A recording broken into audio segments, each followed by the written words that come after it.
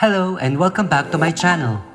In this video, I'll be showing you how I make and assemble these beautiful earrings made with light blue crystal leaf pendant from Swarovski Elements. Here are the materials that I'm going to use. 2 pieces of 14mm light blue leaf crystal pendant.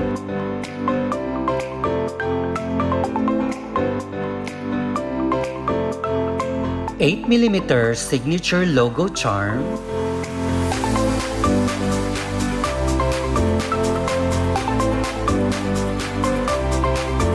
stainless steel earring settings,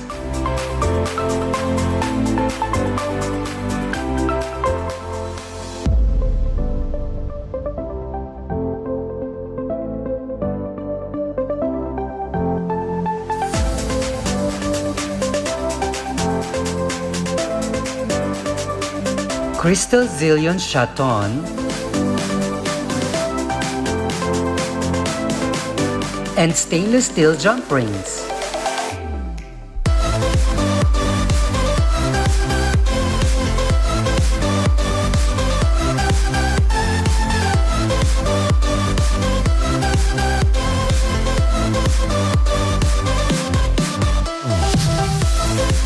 Let's start making. First, I'm going to glue the chaton into the setting using this GS Hypo cement.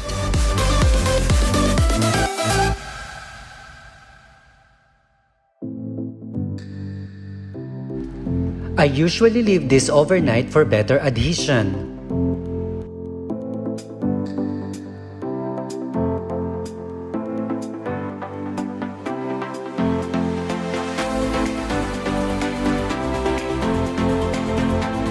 Now, let's assemble all the components.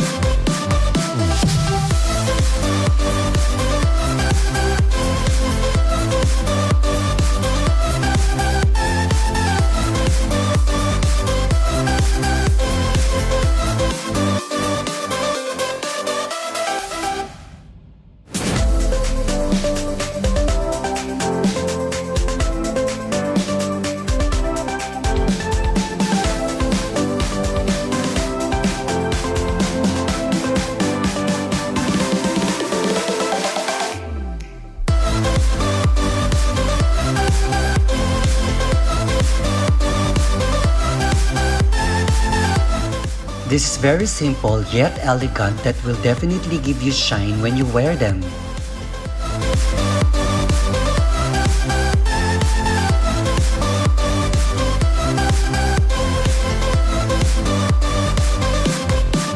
Thank you for watching and I hope you like this video.